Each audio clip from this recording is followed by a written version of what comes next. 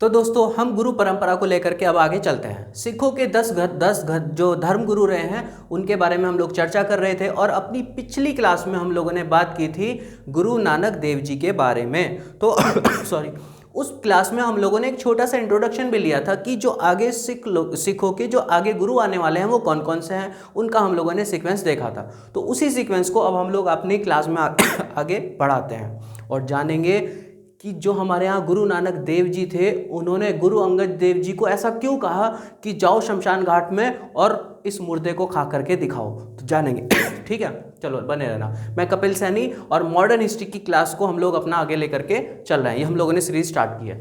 देखो, जो गुरु अंगद देव जी थे 1504 में इनका जन्म होता है और 1552 में इनकी डेथ हो जाती है। 1504 में सॉरी 31 मार्च 1504 में वैशाख वदी कहा जाता है इनके जन्म पर्व को। और इनका जो जन्म हुआ था वो पंजाब के फिरोजपुर में एक हरीके गांव है, वहां पर इनका जन्म हुआ है। इनके जो पिताजी रहे हैं, पिताजी का नाम इनका फेरू जी हैं। ये एक व्यापारी थे, पेशे से एक व्यापारी थे। इनकी माता का नाम रामो देवी और सॉरी इनकी जो वाइफ है, इनकी वाइफ का नाम रहा है माता खीवी। ठीक है, देखो ये जो नोट्स है इसमें मैंने बहुत कम कंटेंट रखा है।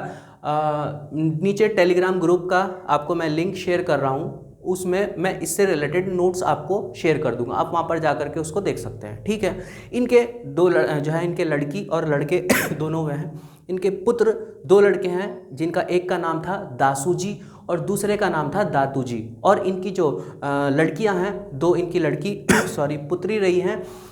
एक का नाम था अमरोजी और दूसरी का नाम रहा है अनोखी जी। ठीक है, अनोखो जी।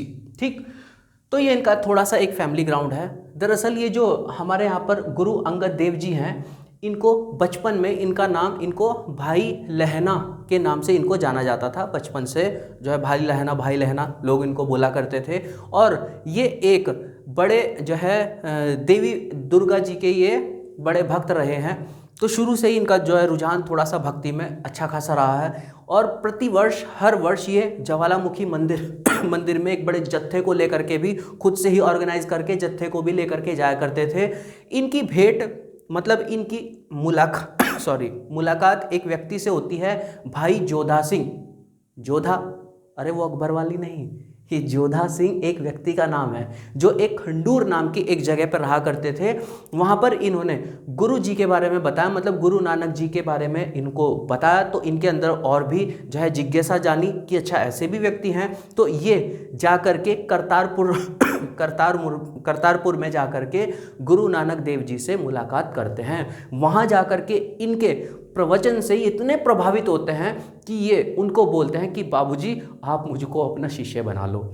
तो वहाँ पर जो गुरु नानक देव जी थे, गुरु नानक देव जी ने इनसे इनकी 7 परीक्षाएं ली थी, 7 कठिन परीक्षाएं ली थी। उनमें सबसे पहली जो परीक्षा थी, इनको बोला था एक कीचड़ के ढेर में जो है एक जो है घास की एक वो पड़ी थी, गठरी बनी हुई।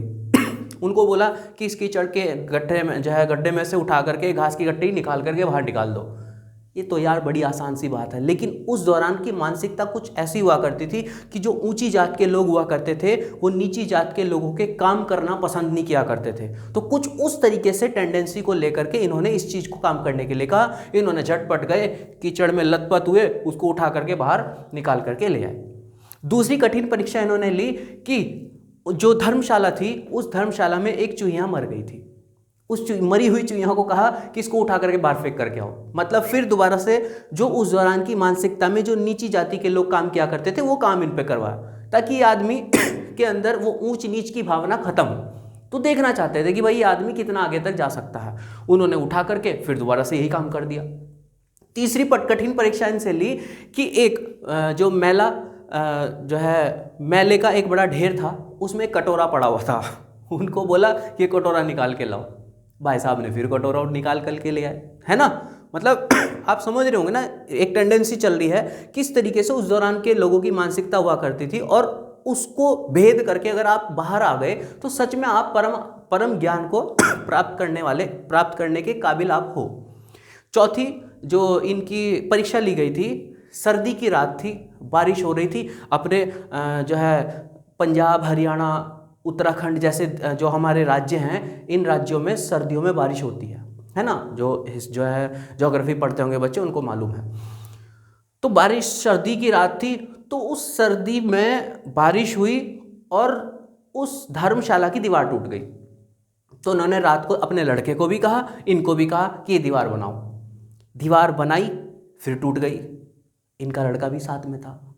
दीवार बनाई, फिर टूट गई, दीवार बनाई, फिर टूट गई, 3 बार हुआ ऐसा। तो इनके जो लड़के थे उन्होंने बोला मैं नहीं ये काम करता कि बार बार दीवार होती है टूट जाती है, होती है टूट जाती है, क्योंकि गारे की चिनाई थी, है ना, मिट्टी की चिनाई थी। बट ये लगे रहे और अंत में सक्सेसफुल भी होते हैं। तो ये चौथी परीक्षा से भी बाहर हो जाते हैं, जो है पास हो जाते हैं। फिर 5वीं परीक्षा से ली गई सर्दियों की रात में। एक दिन रात को ही सो रहे थे, गुरुजी ने कहा खड़े हो जाओ। खड़े हो गए, पकड़ो मेरे कपड़े और रावी नदी के किनारे जा करके इनको धो के लाओ। मतलब भरी ठंड में उनको बोला जाओ कपड़े धुल करके लाओ। तो भाई साहब उठे, कपड़े उठाए और धुलने के लिए चले गए। 5वीं परीक्षा में भाई साहब पास हुए। छठी जो परीक्षा थी वो एक आध्यात्मिक योग्यता को ध्यान में रख करके इनकी परीक्षा ली गई थी। दरअसल क्या था, लगभग आधी रात बीत चुकी थी। गुरु नानक जी देव जी के बराबर में ये बैठे हुए थे। गुरु नानक जी जो है विश्राम कर रहे थे। तो गुरु नानक जी ने पूछा इनसे कि कितनी रात बीत चुकी है। तो इन्होंने जवाब दिया कि परमात्मा की जितनी रात होनी थी उतनी हो गई है, और परमात्मा की जितनी रात बचनी है उतनी बची हुई है। तो भाई ये भी एक मतलब एक कैसा लॉजिकल आंसर दिया है भाई साहब। तो ये छठी परीक्षा में भी पास हुए। 7वीं परीक्षा के लिए ये इनको लेकर के गए एक शमशान घाट में, मुर्दा घर में। वहाँ देखा एक मुर्दा पड़ा हुआ है। इन्होंने कहा कि जाओ और इसको खाना स्टार्ट कर दो। भाई साहब ऑर्डर मिला, और ऑर्डर मिलते ही ये तो चल पड़े। तो इन्होंने कहा बाबूजी रुक जाओ, आपकी ये परीक्षा थी, परीक्षा में सफल होते हैं। 7वीं परीक्षा थी और वहीं शमशान घाट में ही इनको गुरु नानक जी अपने गले लगाते हैं। तो अभी तक भाई का नाम क्या है, भाई लहना। अब क्या लगा है अपने अंग से, तो इनका नाम पड़ गया गुरु अंगद देव, और वहीं से ही इन्होंने अपना उनको उत्तराधिकारी भी घोषित किया। तो गुरु अंगद देव जो नाम पड़ा है वो गुरु नानक जी के माध्यम से ही पड़ा है। ठीक है, ये जो गुरु अंगद देव जी थे, इनको दूसरे गुरु नानक देव भी कहा जाता है। ठीक है, कुछ इनके काम, इनके द्वारा काम भी हुए। जैसे इन्होंने लंगर व्यवस्था स्टार्ट की गई, और ये जो लंगर व्यवस्था थी ना ये लंगर व्यवस्था वहीं पर ही जाकर के स्टार्ट की थी जहां खंडूर में इनको उन व्यक्ति ने, कौन थे वो, मैंने बताया था ना अभी, जोधा सिंह, है ना भाई, जोधा सिंह, जिन्होंने वहां पर उनको दीक्षा दी थी, वहीं पर ही जाकर के इन्होंने इस लंगर व्यवस्था को परमानेंट कराया था। ठीक है, तो ये तो था गुरु अंगद देव जी का एक छोटा सा इंट्रोडक्शन। उम्मीद है इनसे तो बहुत अच्छी जानकारी मिली होगी आपको। फिर बात करते हैं तीसरे जो गुरु रहे हमारे यहाँ पर, गुरु अमरदास जी। 1479 से 1574 तक का इनका टाइम ड्यूरेशन रहता है। ठीक है, बात करते हैं। इनका जन्म 23 मई 1479 को हुआ था। इनका जो जन्म स्थान रहा है वो अमृतसर है। अमृतसर का एक जो है गांव है बासर, वहाँ पर इनका जन्म हुआ है। इनके जो पिताजी रहे हैं, इनके पिताजी का नाम है श्री तेजभान भल्ला जी। इनकी जो माता जी हैं लक्ष्मी जी, जिसको बखर कौर के नाम से भी जाना जाता रहा। ठीक, इनकी जो पत्नी रही हैं मनसा देवी इनकी वाइफ का नाम। इनकी जो लड़की रही है उनका नाम है बीबी भानी। इनकी ये जो लड़की है, इन्हीं की लड़की की शादी अगले आने वाले धर्मगुरु से होगी, जिनका नाम है गुरु रामदास। ठीक है, तो ये तो इनका एक छोटा सा परिचय रहा। देखो ये जो वर्ड है ना, गुरुमुखी लिपि की इन्होंने रचना की। दरअसल क्या है, ये कई बारी ये वर्ड यहाँ पर लिखा हुआ मिलता है, कई बारी लिखा हुआ मिलता है यहाँ पर।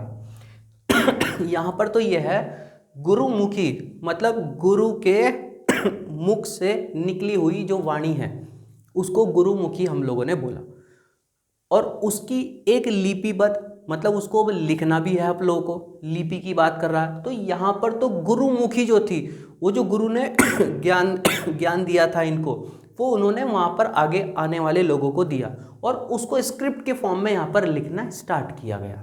ठीक है, ये बात क्लियर है। चलो, तो गुरुमुखी की जो है स्टार्टिंग लिपि की स्टार्टिंग हम लोग यहाँ पर गुरु अमरदास जी के टाइम में देखते हैं। इन्होंने क्या था, ये जो गुरु अमरदास जी थे शुरू से ऐसे तो है नहीं थे कि भाई जो है आध्यात्मिकता में इनका जो है बहुत ज़्यादा लगाव है। एक दिन क्या था, अपने घर पे वैसे ही घूम रहे थे, जो इनकी पुत्रवधू मतलब इनके जो लड़के थे, उनकी जो वाइफ, उनके मुंह से इन्होंने कुछ गुरु के जो है शब्द सुने, मतलब वो गुरु जी के प्रवचन गा रही थी, तो उनसे बड़े प्रभावित हुए। तो उन्होंने पूछा कि ये प्रवचन कैसे है, किसके है प्रवचन। तो उन्होंने बताया कि ऐसे करके गुरु अंगद देव जी हैं जो करतारपुर में हैं।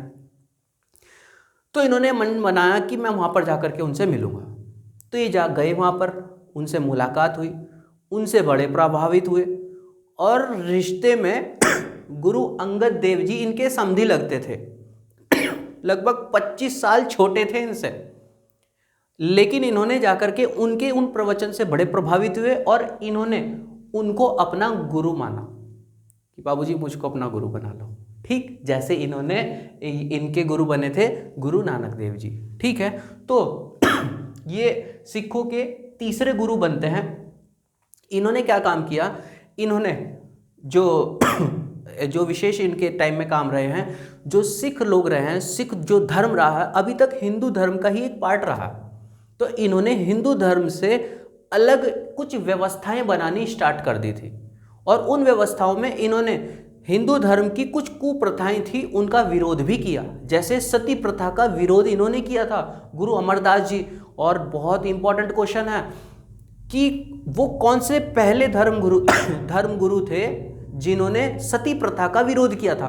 धर्मगुरु के बारे में बात कर रहा हूं, तो धर्मगुरु पहले थे गुरु अमरदास जी जिन्होंने सती प्रथा का विरोध किया था। और हिंदू धर्म में आने वाली और भी कुछ कुप्रथाएं थी जिनका इन्होंने विरोध किया था। जैसे जो है जो ये कुछ हमारे यहाँ सती प्रथा हुआ, कन्या हत्या हुआ, या फिर ऊंची जाति नीची जाति छुआछूत, इस टाइप की जो उस दौरान समाज के अंदर जो व्यवस्थाएं कुप्रथाएं चला करती थी, उन कुप्रथाओं का इन भाई साहब ने विरोध किया था। ठीक है, बात क्लियर है। इन्हीं के ही टाइम में इन्होंने अपने इस धार्मिक साम्राज्य को लगभग 22 भाग में डिवाइड किया था। इस भाग को यहाँ पर बोला जाता है मंजियो भाग का मतलब होता है मंजियो। 22 भाग में अपने साम्राज्य को डिवाइड किया था। इनकी रचनाओं से, इनके जो है प्रवचनों से अकबर भी बड़े प्रभावित हुए थे, क्योंकि अकबर अब उस स्टेज पे थे कि अपने यहाँ पर दीने इलाही मतलब अलग अलग धर्मों के लोगों को वो बुलाया करते थे और उनकी डिबेट करवाया करते थे। तो ये भी जो है सिख धर्म के बारे में भी इनको पता चला। तो जो अकबर थे, अकबर गोविंदवाल में आकर के इनसे भेंट करते हैं। और मजे की बात यह है, इन्होंने जो लंगर पंगत व्यवस्था चलाई हुई थी ना, लंगर व्यवस्था, अकबर को भी उसी तरह पंगत में लंगर में बैठा करके खाना खिलवाया। ऐसा नहीं कि राजा महाराजा भाई देश का पूरा बादशाह आ रहा है तो उसके लिए अलग से व्यवस्था, नहीं भाई, सबके बराबर में बैठो और बैठ करके खाना खाओ।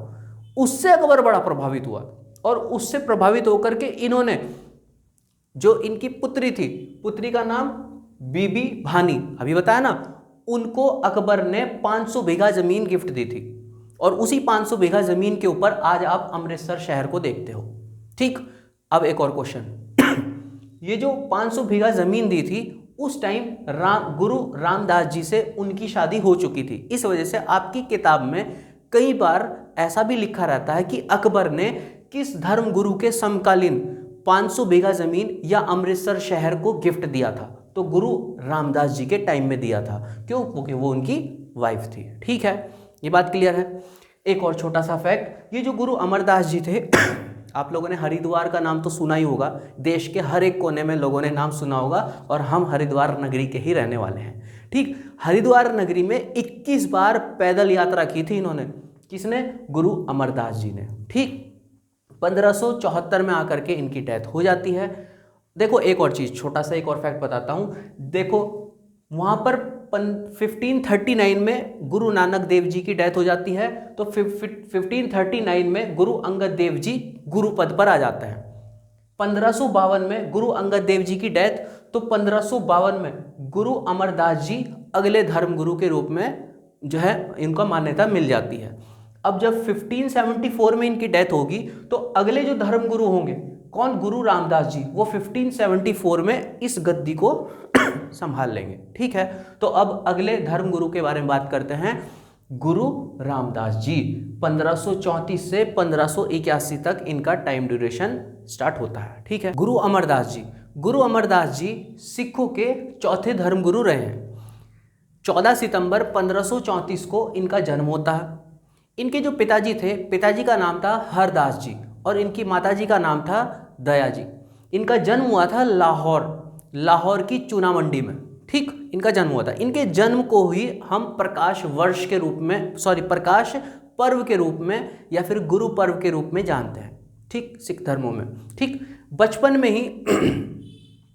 में इनका जो नाम था भाई जेठा जी था। बचपन में इनका नाम भाई जेठा जी के नाम से इनको पुकारा जाता था। ठीक, इनकी वाइफ बीबी भानी।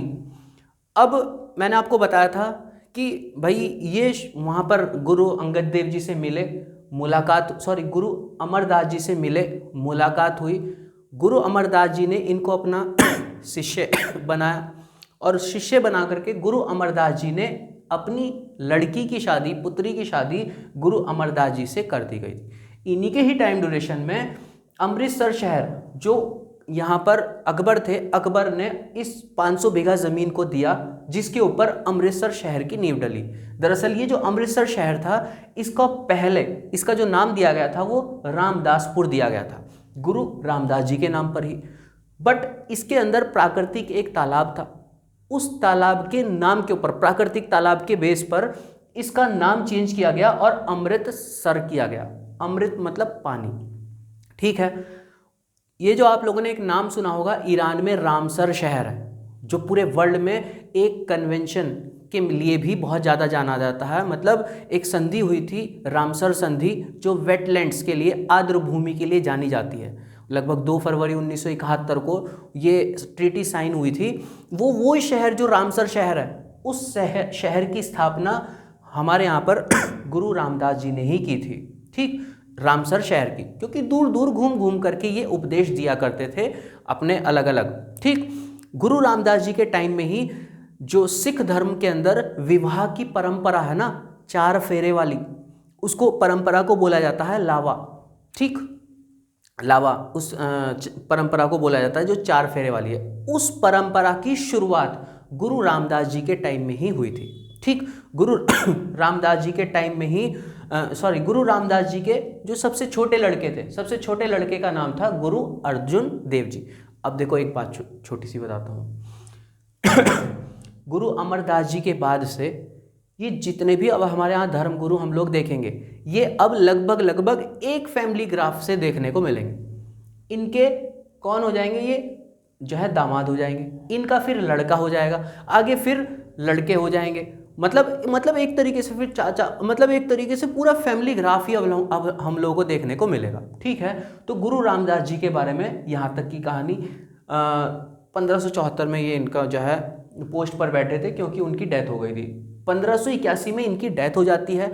तो इनकी डेथ के बाद अगले जो धर्मगुरु थे अगले धर्मगुरु आते हैं गुरु अर्जुन देव जी। 1563 से 1606 तक इनका टाइम ड्यूरेशन रहता है। ठीक, और पोस्ट पर बैठेंगे कब, 1581। तो अब इनके बारे में जान लेते हैं। ठीक है, गुरु अर्जुन देव जी, इनका जो जन्म हुआ था वो 15 अप्रैल 1563 को हुआ था। इनके जो पिताजी हैं, पिताजी का नाम गुरु रामदास जी, इनकी माताजी का नाम बीबी भानी। जो इनके नाना है, दरअसल जो है जाहिर सी बात है, इनके नाना कौन, गुरु अमरदास जी थे। इनकी जो वाइफ थी, पत्नी का नाम गंगा जी, और इनके जो लड़के पुत्र थे उनका नाम था हरगोविंद सिंह, जो अगले आने वाले नेक्स्ट वाले गुरु यहाँ पर बनेंगे। ये जो गुरु अर्जुन देव जी थे इन्होंने आदि ग्रंथ की रचना की थी, जिसको आप बोलते हो गुरु ग्रंथ साहिब। ये जो गुरु ग्रंथ साहिब है, इसमें आज तक के जितने भी धर्मगुरु रहे हैं उन सभी धर्मगुरुओं के उपदेश हैं।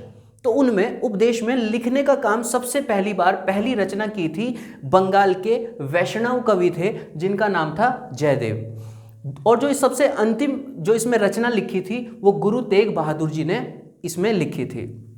इसमें और भी लोगों ने सहयोग दिया था, जैसे कबीरदास, नामदेव, रैदास, बाबा फरीद और जैसे लगभग 18 और हिंदू भक्त थे जिन्होंने इस गुरु ग्रंथ साहिब को बनाने में, मतलब लिखने में, बनाने में मदद की थी पूरा का पूरा। ठीक, गुरु अर्जुन देव जी ने ही जो अमृतसर शहर है, अमृतसर शहर के अंदर जो तालाब है उसके अंदर हरमिंदर साहिब की जो है स्थापना की थी, रचना की थी। और इसी हरमिंदर साहिब के ऊपर फिर सोने की परत आगे जा कर के एक व्यक्ति चढ़ाएंगे और ये जो व्यक्ति थे इनका नाम था महाराजा रणजीत सिंह। और उस सोने की परत चढ़ने के बाद आप उसको बोलने लगे थे स्वर्ण मंदिर, गोल्डन टेम्पल। तो वो चीज़ हम लोग आगे जा कर के पढ़ेंगे। इन्होंने एक प्रोसेस भी स्टार्ट की थी, मसनद प्रथा। ये जो मसनद प्रथा है इसमें क्या होता है, किसी भी सिख को अपनी टोटल आय का, इनकम का अपना 10% हिस्सा अपने धर्म गुरु को देना होता है, ताकि वो उससे उस रेवेन्यू से इस धर्म को आगे लेकर के जा सके, लंगर की व्यवस्था जो है चला सके, मतलब और भी जो है कामकाज वो कर सके अच्छा से। इन्हीं के ही टाइम में हुआ क्या था, शहजादे खुसरो ने जहांगीर के खिलाफ जो है बगावत कर दी थी। बगावत करने के पीछे भी बड़ा कारण था, जहांगीर बड़ा अफीम पिया करता था, जिसकी वजह से उनकी एक वाइफ की जो है डेथ हो जाती है, वो आत्महत्या कर लेती है और उसी वाइफ की कोख से जन्म लेता है खुसरो। तो वो अपनी माँ का बदला लेने की कोशिश करता है, तो फिर ये अपनी जो है जहांगीर के खिलाफ बगावत कर देता है। तो जहांगीर इसके जो है पीछे फौज भेजता है। तो ये यहाँ पर अपनी जान बचाने के लिए गुरु अर्जुन देव जी की शरण लेता है। उस समय गुरु अर्जुन देव जी जो है तरन तारन जगह थी जिसको इन्होंने बरसाया था, इस जगह पर हुआ करते थे। उनसे मुलाकात हुई, आकर के मुलाकात हुई तो शहजादे ने कहा कि गुरुजी मुझको जो है शरण दे दो। गुरु अंगद देव जी ने उनको आशीर्वाद दिया और थोड़े जो है धन भी पैसा भी दिया। उससे जहांगीर बड़ा खफा हुआ। जहांगीर ने बोला कि भाई आपने जो है हमारी दंड संहिता के अकॉर्डिंग जो है ये काम गलत किया है, आपके ऊपर 2.5 लाख रुपए का जुर्माना लगा देते हैं। तो गुरु जी ने कहा कि 2.5 लाख रुपए तो मैं देता नहीं, तुम्हें जो करना है कर लो। तो जो मतलब मैं एक अपनी आम आज की भाषा में बात कर रहा हूँ। तो जो उनको ऊपर जुर्माना लगाया था वो जुर्माना नहीं दिया, जिसकी वजह से जहांगीर ने गुरु जी को पकड़ा और पकड़ करके बंदी बनाया। इनको एक बहुत बड़ी यातनाएं भी दी गई और यातनाओं में क्या है, इनको ना एक बड़े से उस पर बैठाया गया था, खौलते हुए तेल के उसके ऊपर, कढ़ाई के ऊपर, उसमें गरम गरम तेल इनके ऊपर डाला गया, गरम गरम रेत इनके ऊपर डाला गया। मतलब एक तरीके से बहुत बुरी तरीके से इनको यातनाएं दे करके बाद में फिर फांसी पर चढ़ा दिया गया था।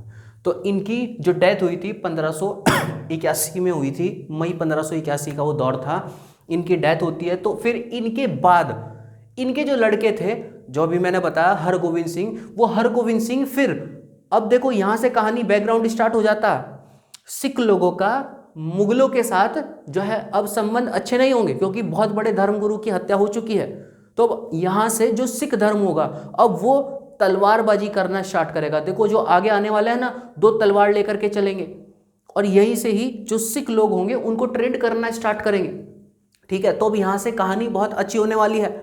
अब यहाँ से कहानी जा करके बंदा बहादुर पर रुकेगी और बंदा बहादुर लेकर के जाएगा बहुत ज़बरदस्त जगह पर, बिल्कुल चरम स्तर पर लेकर के जाएगा। ठीक है, तो हम लोग अपनी आज की क्लास में तो 5 ही जो है धर्मगुरुओं के बारे में बात करते हैं। अपनी अगली क्लास में हम लोग इस प्रोसेस को पूरा कंप्लीट कर लेंगे। ठीक है, आपको वीडियो कैसी लगी प्लीज़ कमेंट करके यार ज़रूर बता दिया करो। लाइक करो या ना करो वो आपकी जिम्मेदारी, लेकिन कमेंट अगर आप करो तो एटलीस्ट हम लोग को पता तो चल जाए कि हम लोग जो चीज़ आपको देना चाह रहे हैं आप वहाँ तक पहुँच भी रही है नहीं, या फिर आप लोग की और क्या क्या रिक्वायरमेंट है। देखो एक और चीज़, जीएस में आपको कोई भी ऐसा टॉपिक लगे जिसको आपको समझ नहीं आ रहा तो प्लीज़ कमेंट बॉक्स में ज़रूर लिखा करो, मैं उसके ऊपर वीडियो बना के आपको दूंगा। लेकिन यार मुझे पता तो चले, है ना। लाइक करने की जिम्मेदारी नहीं मैं कह रहा, उसको छोड़ो, सब्सक्राइब करने को भी छोड़ो, लेकिन यार अपनी जो दिक्कत तकलीफ है वो मुझको बताओ, क्या है अब दिक्कत तकलीफ, तो हम लोग उसके ऊपर वीडियो बनाएं, ठीक है। तो प्लीज़ अगली क्लास में मिलते हैं, तब तक के लिए बहुत बहुत धन्यवाद। जय हिंद।